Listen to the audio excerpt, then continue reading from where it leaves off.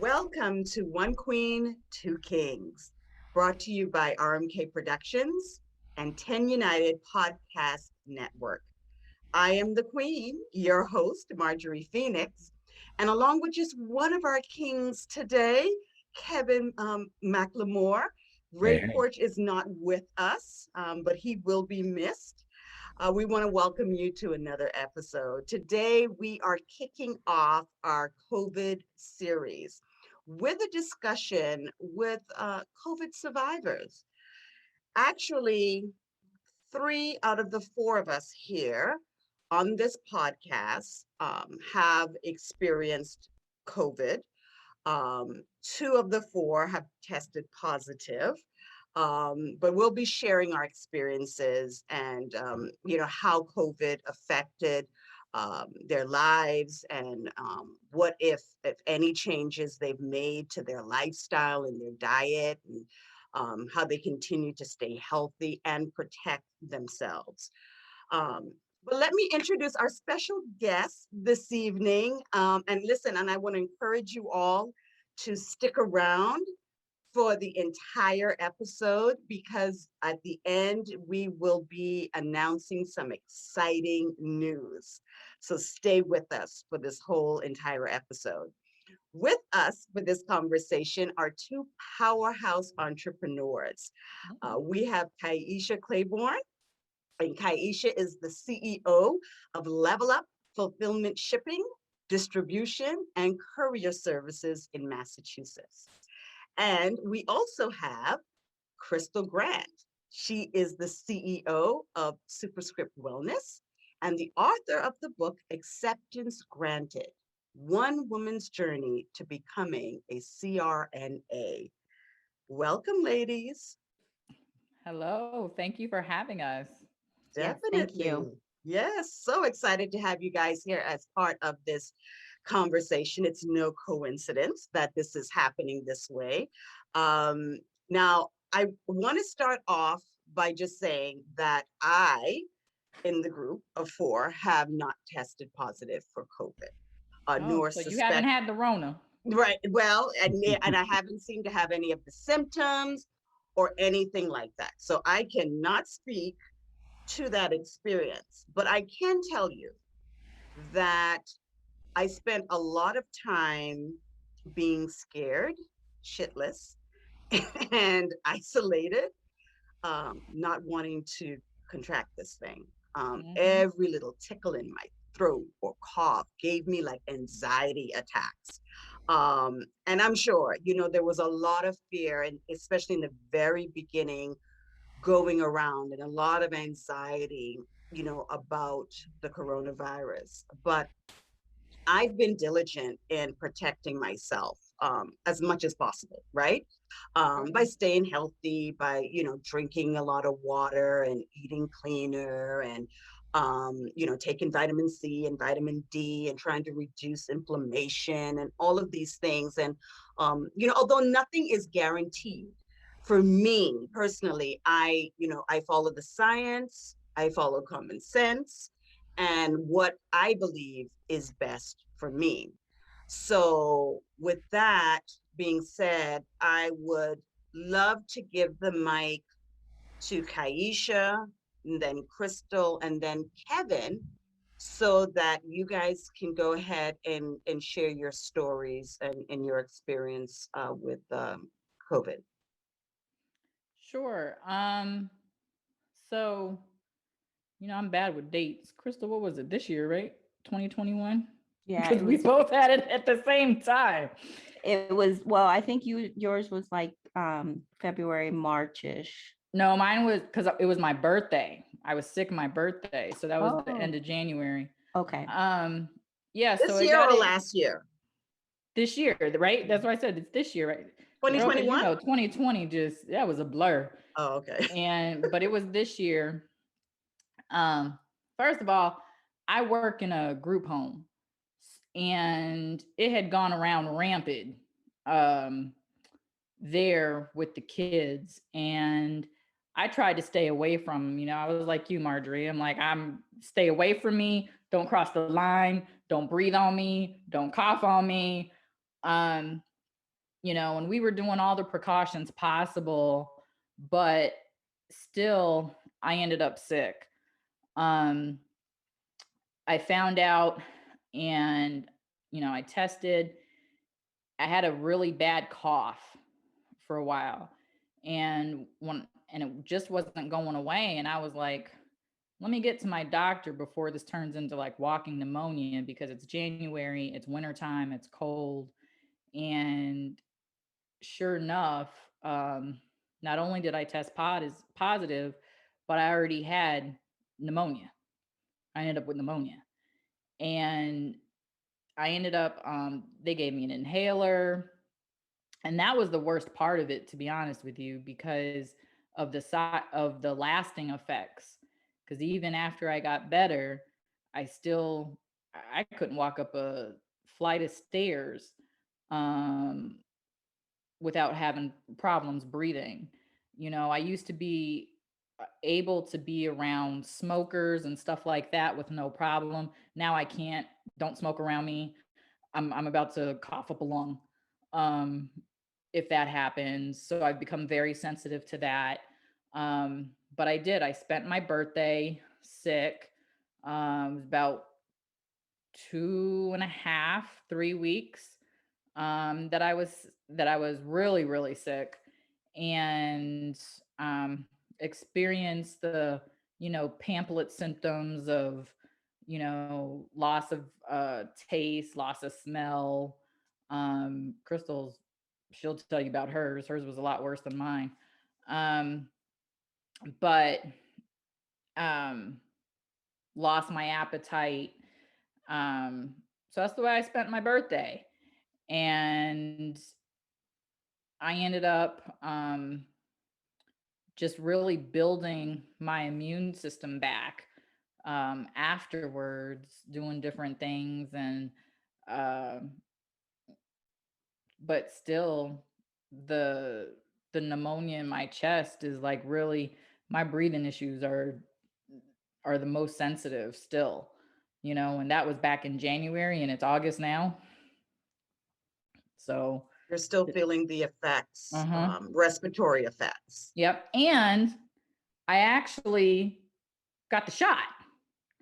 That's how I found out. This was after you got the shot, you caught it? I had gotten And you the had shot. Okay. Yes, so I had gotten the shot. I wasn't sick. Well, I wasn't feeling any symptoms or anything when I got the shot.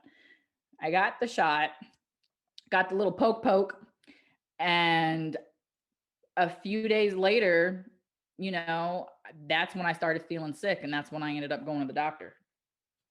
So, you know, chicken or egg, don't know which one happened first, but so the shot really didn't have time to work, because it seemed like you got the shot and then right after you got sick. So yeah. okay. All right. And so I was very hesitant about getting the follow-up poke.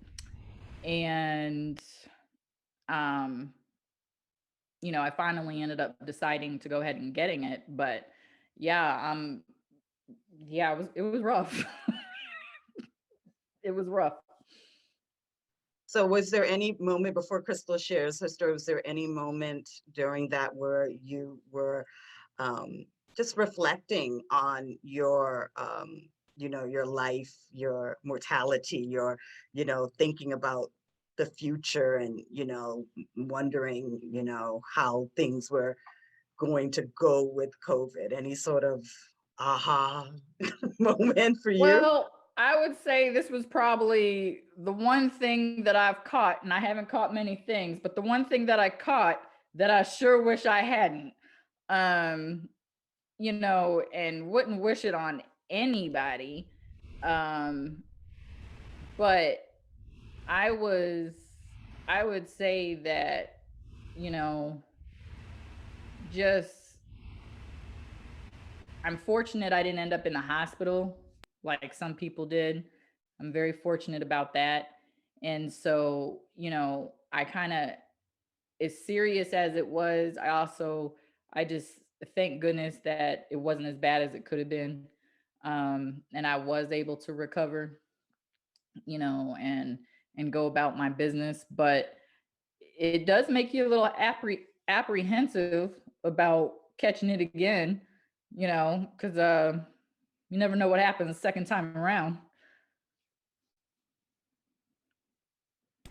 How long did you have it for? Um, I was showing, I was sick for a good 3 weeks. Um, because I was sick beyond the 14 days that I had to quarantine from work. So I was sick beyond those. And I probably didn't feel closer to 100% better until maybe June. So that's good. January, February, March, April, May, maybe May-ish, about 4 or 5 months after, until I actually felt 100%.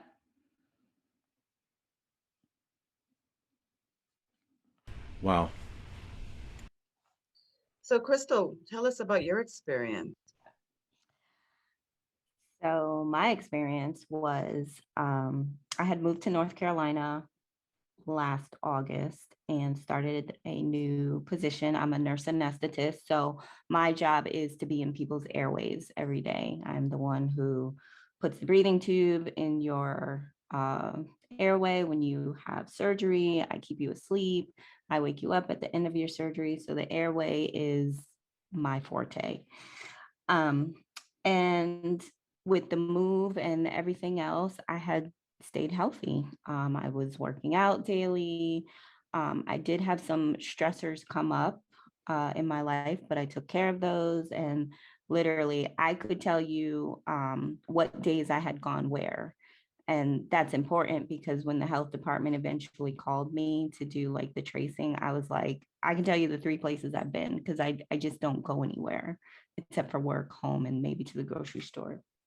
So anyway, I had started this new position and I finally had accrued enough time to have 10 days off. And so on New Year's Eve, I finished up my surgical cases for the day and I was like, bye guys, I'll see you next year. And I felt fine, honestly. I felt so good that I did a second workout that night. Um, and the next morning when I woke up, the middle of my chest hurt. And I attributed it to having done 2 workouts the previous day. I was like, maybe the elliptical was a little bit too much. And I was just kind of, feeling a little run down, not really necessarily sick, but tired. But again, I had moved, I had worked a lot. It was after the holidays. And it's just me. It's me and my 2 dogs. So I was like, I can't afford to get sick on my 10 days off. So later on that day, I was sitting on my couch and I started shivering and the fireplace was on. And I'm like, okay, like I'm usually cold natured, but to have a roaring fire and be shivering, like something's not right. So I got my thermometer, I took my temperature, I was 99.8, which is high for me. I am baseline 96.9, 97.1. And so 99.8 is febrile for me, which I think that's important for people to know because when the CDC and places were giving people recommendations, they were saying, if you have a fever higher than 101, I'm like, you don't want me to get to 101 because I need to be in somebody's emergency room at that point. 101 is extremely high for me. So 99.8. And I was like, oh no, like, am I getting sick? So I took some Tylenol and I was exhausted, like an exhaustion like I've never felt before. And I was like, I just need to lay down. So I laid down. When I woke back up, I rechecked my temperature. I was 100.4. And by then my throat started hurting and I didn't feel well. So Were you started suspecting it was COVID at that time, Crystal, or no? I think it was in the back of my mind, but I was like, it could also just be a common cold. Like, it doesn't necessarily have to be COVID. I, in healthcare, I know, like, I've seen the people on the ventilators, I know the numbers. So there was rarely any talk about people who get it and kind of make it through. So when I did finally go the next day, because my temperature still, it had increased during the night. Like, I was febrile all night. I woke up like drenching in sweat. And so I reached out to my job and they were actually the ones who said, you need to go and get tested. So I drove to the testing center, I got swabbed, and it wasn't even 24 hours later that I got the email positive for COVID. By day 3, I just really didn't feel well. The fevers were just, I mean, almost unbearable. Like, I just, you're just sweating and you're cold at the same time. I got a terrible sharp pain in my frontal lobe and felt like I was going to pass out at some point. So I literally started like getting things together. Like, I reached out to Kyeesha and I was like, this is where my durable power of attorney is. This is where my last will and testament is. If I get sick, I'm going to reach out to the dog sitter. This is where the dogs will be, because I didn't want to be here by myself and nobody know, like, well, what do we do? Where is everything? So I literally was like getting things in order. I started sleeping prone, which as an ICU nurse, proning is really important for the lower part of your lungs so that you don't develop a pneumonia, which is what we were seeing initially in a lot of the patients who were presenting to the hospital and dying.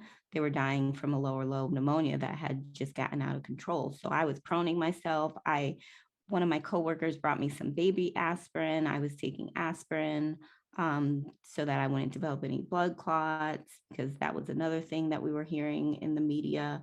If I wasn't fast asleep, like, because it was like a sleep like I had never slept before, I was up walking every hour, no matter what, because I really didn't want to develop the clots.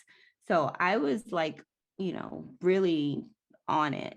By day 4, I lost my taste and smell.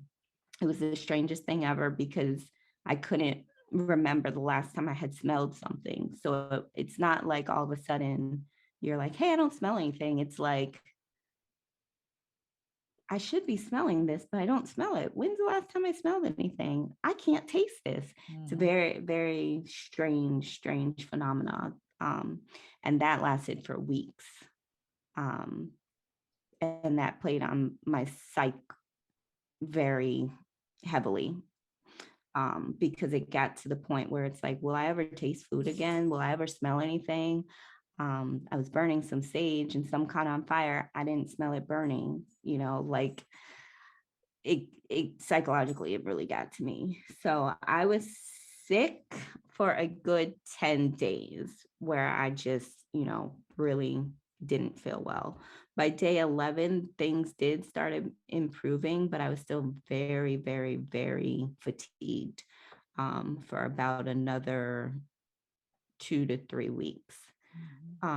By mid-March, so about 8 weeks later, I was able to finish a workout again, a 20 to 30-minute workout. So it took a lot of my strength and energy.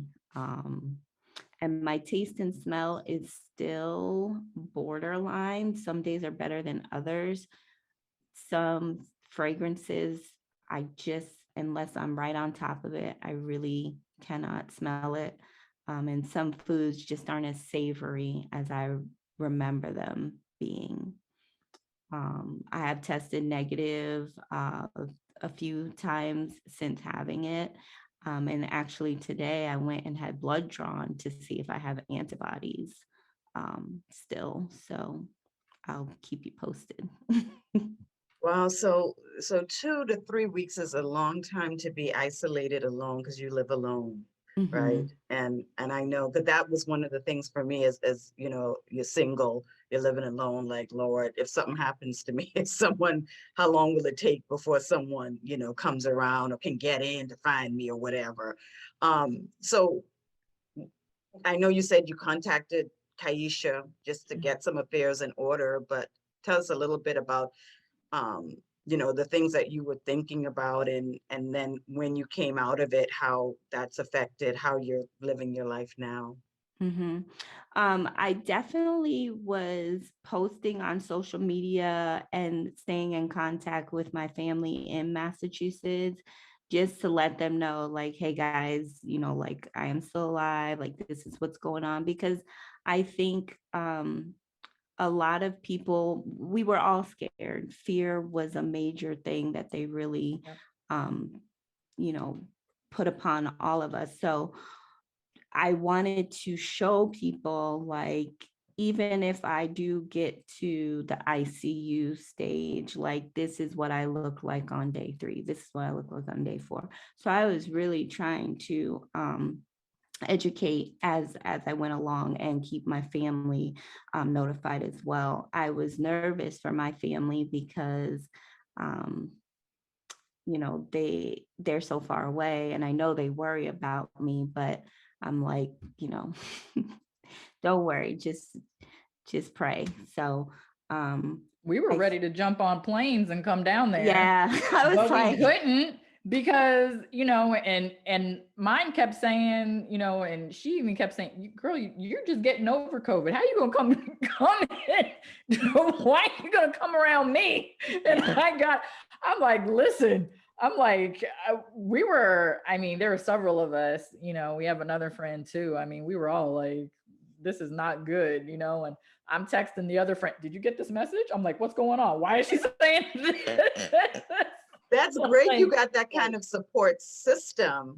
You know what I'm saying? You got those ride or die friends that'll come and, you know, they're willing to do it and risk it to be there for you. So that's awesome. Well, I got to tell you with Kevin, you know, that was really scary. And on top of that, you know how men are when they get sick too. So we really had to look out for don't even say that. Don't even say that. I will tell you, I'm listening to the two of you guys' stories, and I wish I had gotten COVID light because I know it was bad, and I'll tell anyone it was bad. And I will say, you know, the dumbest question you can ask is how you got it, because you know you don't know. I mean, I don't know why people would ask me how'd you think you got it.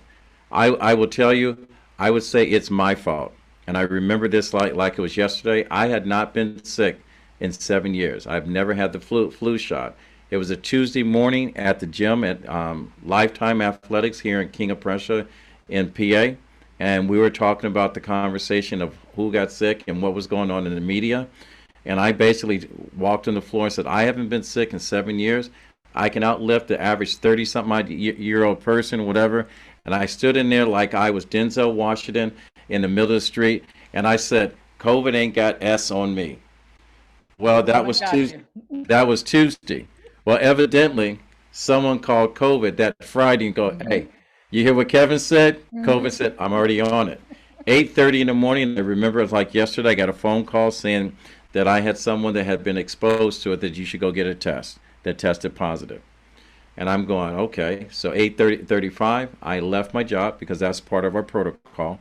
I left in the middle of a workout. didn't close out any of my books, went home, made an appointment to get a COVID test. I had no symptoms. So instead of getting the rapid test, I just figured, I said I didn't want to spend the $100. I went and got the test that was free down the block from me, and I said I would wait 2 days. At that time, my better half had tested positive for it, and still I'm not sick. Again, here goes my ego, Kevin the man, the GOAT at work. So it was Friday. Sunday evening, I got a positive COVID test, and I'm going, I still don't feel like I have anything. Well, COVID said, you know something, I got you.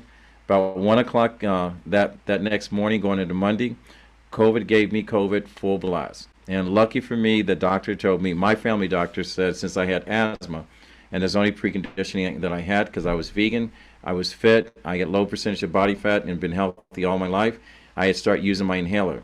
But COVID did not set me up. It did not romance me. It went straight in without any foreplay of what COVID is. The headache, boom, 110%. The temperature spiked up over to 100 almost immediately. Every orifice on my body hurt. Luckily, I didn't lose taste. I didn't lose my sense of smell, but I couldn't get out of bed, and that was from day one. It lasted almost 4 weeks. It got to the point that, I would, I was calling Marjorie and Raymond, we were supposed to launch our business, RMK Production, and I was like, go ahead without me. Honestly, I didn't think I was going to make it. I was telling everyone how much I loved them and everything else. I went through 4 days and 4 nights that I could not consume food because it was so bad that fluid was coming out of me at one end and fluid was coming out of me the other. I sat there in the bathroom with a bucket, in front of, between my legs, and they were coming out both at the same time. I felt like I was one of those zombie creatures upchucking all the fluid. And I'm being very graphic because I need people to understand how bad this was. And it got so bad during 4 days that I timed it. An hour, 25 minutes, I had the shakes like I had been left naked in Polar Express. And then as soon as the chills went away, my body temperature went up. I was standing in cold water, and I was sweating like I was running a marathon. My lips had started to burst open and bleed. It was so bad that my throat had gotten swollen. In order for me to hydrate myself, 4 days with no food, no water. The only thing I can do is ice chips, and I would literally put them in my hand, part my lips because my lips hurt so bad, put the ice inside my mouth, roll over on my back, and allow my body the water to melt. And then going into my 4th night, I actually recorded what was my last words. And I lay there and I thought, I said, if God's going to take me out like this, the one thing that I can honestly say is that I've never screwed over anyone in my life. Going into day 5, I got up and I took a step and I fell to the ground. I couldn't hold my own body weight up. I literally crawled into the bathroom, and when I got up to the vessel in my bathroom, looked in the sink and looked at myself, I took a double take. I had lost 25 pounds in 4 days. My face was so gaunt I couldn't even recognize myself, and I scared myself. And I came out and I crawled in, and I was going to drive. And I said, I don't think I'm going to make it another night. And I went to the hospital and literally crawled from the car into the emergency room. And when they admitted me, the first thing I said to the nurse, and this was at Paoli Hospital. I lived 5 minutes away from Phoenixville Hospital. It would not go to that hospital. But Paoli, those people took care of me like a champ. When I said I wasn't going to die, and I'm going to say thank you to you, Crystal, for people like yourself taking care of people that, we take you for granted. And I'm going to tell you, we shouldn't take you for granted. You guys are heroes, because I didn't even have a tear. I was crying on the inside, and I told the lady, I don't want to die. I'm not ready. I got work to do. And she said, Mr. McLemore, I'm not going to let you die. She took care of me. And when she told me she had COVID the way that you did, she goes, I know the way you felt. She gave me two bags saline. She gave me something for the pain, which nothing, I will tell you, nothing took the pain away. My COVID lasted, I was out for 30 days. And the first day that I felt better, I went out for a walk because I hadn't seen the sun for 30 days. I hadn't been outside. actually started walking, and it was so painful to walk. I walked 3.5 miles because I was in too much pain to turn around. I sprung my ankle. I walked so fast, and I was that weak. Felt better for 4 days, and COVID came back. It bounced me around like a stepchild that someone didn't want. And then when I finally got back to work, you know, strong as a bull, I couldn't pick up 25 pounds without straining. First time I've ever walked into any gym facility, and I was intimidated because there were people stronger than me. I was worried about getting COVID again. And even when I got the first shot, I got sick again. Got the second shot, got sick again. But the one thing I will tell anyone, because it was Mother's Day weekend, if I had went to go see my mother at 92 years of age and knew that I had been exposed or had not been exposed and my mother had died, I'm going to tell anyone, get the freaking shot. Okay, if you don't do it for yourself, do it for humanity. Save someone else's life. This stuff about this right and that right and whatever, this is one of those things that, and Marjorie has heard me say this before, if they had treated polio like this, some of us wouldn't be here. COVID is no joke, and you guys are strong, positive women. My partner, Marjorie, I pray that you don't have to go through this. And even today, I had 2 people that were exposed. I had to get a test again. This is something that we can't take light. And so, I am thankful that I am here. I am extremely grateful for the people that reached out to me. I mean, every single time. I'm going to tell you, when I called Raymond and Marjorie, I was in tears. I was so grateful to be alive. I was so grateful that these 2 individuals looked out for me. I was really grateful for the people that picked up the phone. And I found out the people that were really in my life that mattered were the people that called and says, what can I do? And that's the reason why I say call to action. The people that were going through the motions, and I appreciate the text. I couldn't even see the light. That's how bad it was. So that support system is yep. so important because it also gives you something to sort of hold on to. But I've got to tell you guys, I mean, listening to the 3 of you sharing your stories, you put some fear back at me again. I go out, I wear my mask, but I'm mostly home most of the time. But my youngest just went, we just got her results back today. It was negative, thank God, but she got sick on Thursday. And when I picked her up from school, and so we weren't sure, and she's still sick, right? But it's not COVID. So, Thank God. first week back in school, right? You just don't know what's gonna happen. But at any rate, these are you guys' experiences. No one can take anything away from you. I mean, whatever you decide, how you want to move forward with vaccine, no vaccine, mask, no mask, whatever it is, that's everyone's choice. Because I believe that these types of experiences, it just makes us more aware of how we want to live our lives and how intentional we want to live our lives, and and our values and the things that are most important to us. So I really appreciate y'all just being so transparent and sharing that experience with us. And to Kevin's point, we were scared. We were really scared when he got sick, and didn't know what was going to happen next. But listen, God has a plan. He does have a plan. Right? Let's go to something good. Yes. So you got a plan. Ray, Kevin, and I, we got the ship moving. And then you guys jumped aboard the ship with us. Thank God, thank God, thank God. We are blessed. That from the darkness there's a light, and the light is shining on Kyeesha and Crystal. We are so excited here at RMK Productions. Marjorie, please don't leave our listeners in suspense. Go ahead and do your thing the way you do, Queen. Go ahead. Announce that announcement.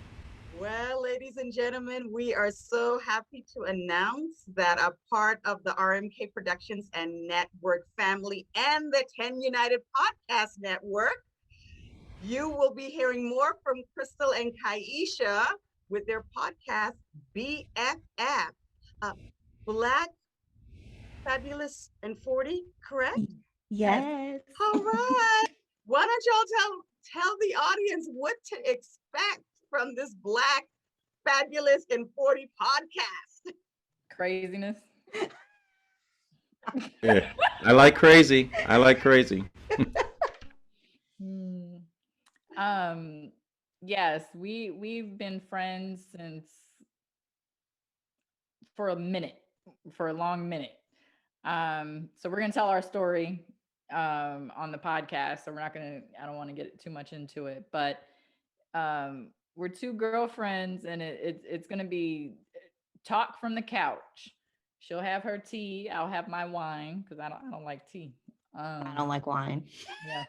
So um and our personalities, we're like a yin and yang. We're a balance. I'm very straightforward. You're either gonna like me or you're not. And she's the nice one in my opinion. Uh, so everybody likes her. So and if they don't, I'm gonna find out why they don't.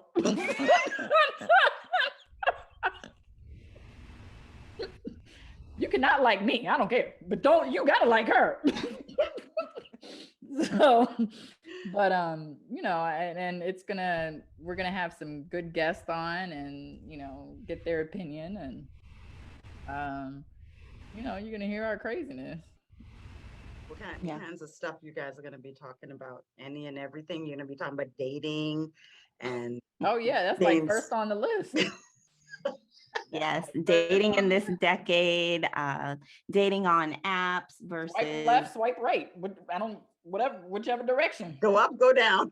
Go up, go down. I don't know which one. girl, dating after divorce. I mean, yeah, we're gonna really get into the dating, and we're gonna talk about being a mother, being a single mom, for Kyeesha, being a dog mom for me, up and moving, being entrepreneurs, because we both are business women, and we also, have careers during the day and how we juggle life. So we're gonna have a lot of good stuff. I'm excited. I want to be a guest. Okay. I'm just saying right now. Absolutely. See, Well, you drink wine. I hope red wine. I don't like red wine. See, but you can bring some wine too. I hope you make room for us stay-at-home dads. I hope you make room for these authors. Well, I know an author is coming out with a book called Dating with a Full Deck. It's how I took my divorce and made something positive. Matter of fact, I'm going to formally invite everyone here on this podcast that in mid-September, I am doing a cover shoot for that book. It's going to be a white party. I'm inviting everyone and anyone. You don't have to be fit. You just have to wear white.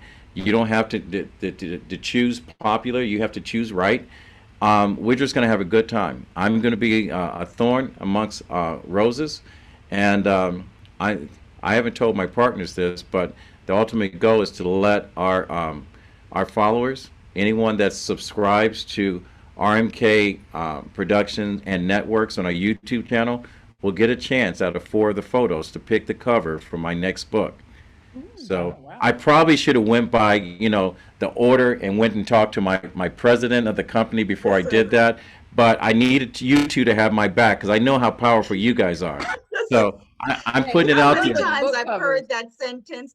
Well, I haven't talked this over with my partners yet, but I'm wait doing till we this. go live on the recording to say that.